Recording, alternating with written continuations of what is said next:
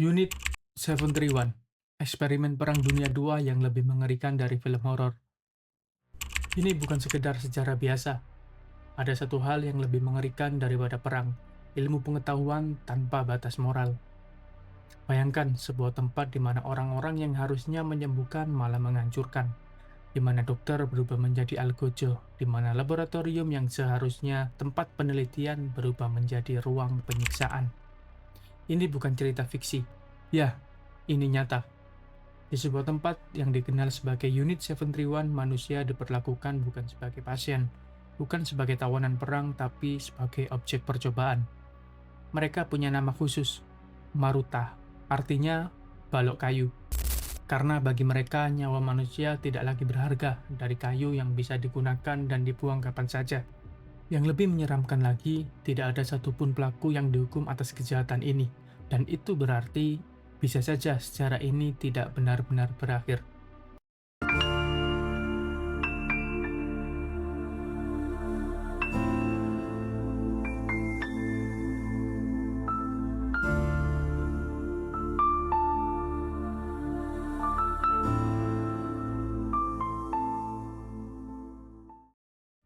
Awal mula mimpi buruk ini.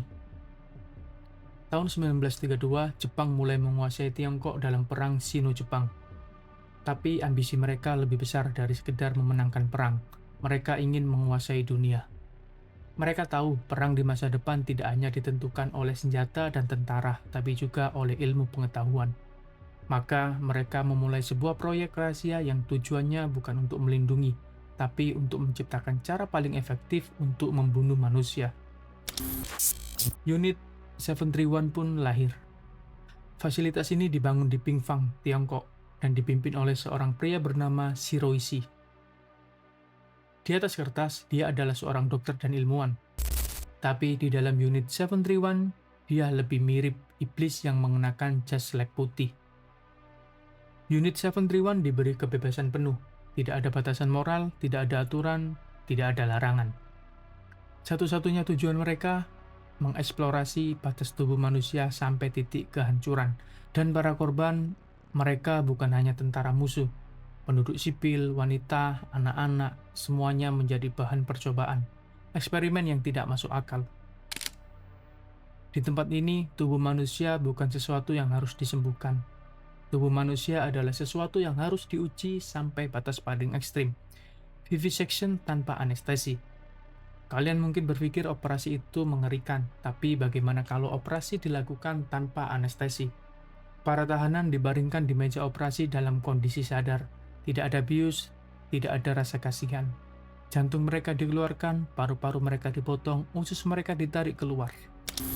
Bukan karena mereka sedang diobati, tapi karena dokter ingin melihat bagaimana tubuh manusia bereaksi terhadap rasa sakit dan kematian yang perlahan. Mereka percaya jika diberikan anestesi, maka hasilnya tidak akan akurat. Jadi mereka biarkan pasien itu merasakan semuanya sampai napas terakhirnya. Pembekuan manusia hidup-hidup. Beberapa tahanan dijajarkan di luar ruangan, di tengah suhu ekstrim yang membekukan tubuh mereka.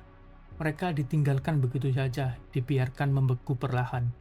Satu tangan mereka sudah berubah jadi bongkahan es. Para ilmuwan akan memukulnya dengan benda keras. Mereka ingin tahu berapa lama tubuh manusia bisa bertahan dalam kondisi beku sebelum akhirnya menyerah. Jika sudah membeku total, mereka akan mencairkannya dengan air panas, melihat apakah jaringan tubuh bisa kembali normal. Dan kalau tidak, mereka langsung dibuang seperti sampah. Senjata biologis mengubah manusia menjadi bom berjalan. Jepang tahu bahwa perang di masa depan tidak hanya akan menggunakan senjata api, tapi juga biologi. Jadi mereka memutuskan untuk menciptakan senjata biologis dalam bentuk manusia. Para tahanan dijadikan eksperimen untuk penyakit mematikan. Mereka disuntik dengan bakteri pes, kolera, dan antraks. Tidak ada obat, tidak ada harapan. Mereka hanya menunggu tubuh mereka hancur dari dalam. Dan setelah mereka mati, tubuh mereka akan dibedah untuk melihat efek penyakitnya. Tapi ini belum seberapa, karena Jepang tidak hanya melakukannya di laboratorium, mereka menyebarkan virus ini ke desa-desa di Tiongkok. Mereka menerbangkan pesawat, menjatuhkan bom yang berisi kutu pembawa bakteri pes, ribuan orang mati tanpa tahu kalau mereka dijadikan bahan percobaan perang. Mereka tidak pernah diberi pilihan. Mereka hanya dijadikan eksperimen dan dibiarkan mati. Bagaimana ini bisa terjadi? Satu pertanyaan yang selalu muncul, kenapa nggak ada yang menghentikan mereka? Jawabannya karena dunia tidak tahu. Unit 731 begitu rahasia sampai tidak ada satupun dokumentasi resmi yang bocor saat perang berlangsung. Jepang menyembunyikan semuanya. Setiap kali seorang tahanan mati, tubuhnya dibakar sampai tidak tersisa. Saat akhirnya Jepang kalah perang di tahun 1945, Unit 731 dihancurkan. Semua gedungnya diratakan, semua bukti dihancurkan. Mereka ingin menghapus jejak sejarah ini seolah-olah tidak pernah terjadi. Tapi yang lebih mengejutkan, orang-orang di balik ini tidak pernah dihukum. Amerika menyelamatkan mereka. Seharusnya Shiroishi dan anak buahnya dibawa ke pengadilan, dihukum atas kejahatan perang. Tapi kenyataan berkata lain. Setelah perang berakhir, Amerika Serikat punya dua pilihan.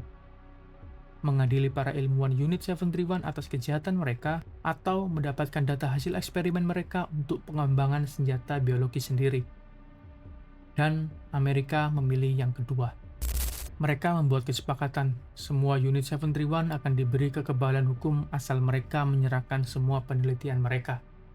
Dan dengan begitu, mereka bebas. Shiroishi dan para dokter Unit 731 tidak pernah dihukum. Beberapa dari mereka bahkan menjadi ilmuwan dan profesor terhormat di Jepang. Sementara itu, ribuan korban yang mereka bunuh lenyap dalam sejarah. Seberapa gelap sebenarnya dunia ini? Unit 731 bukan sekedar bab kelam dari Perang Dunia II. Ini adalah bukti bahwa dalam perang, moralitas bisa lenyap sepenuhnya. Tapi yang lebih menakutkan bukan cuma apa yang terjadi di laboratorium itu. Yang lebih menakutkan adalah bagaimana dunia membiarkan para pelakunya pergi begitu saja. Jika Unit 731 bisa berjalan selama bertahun-tahun tanpa ada yang menghentikan, berapa banyak eksperimen lain yang masih tersembunyi sampai saat ini? Dan kalau para pelakunya bisa lolos tanpa hukuman, apakah kejahatan seperti ini benar-benar berakhir? Atau kita cuma belum menemukannya? Oke, bye.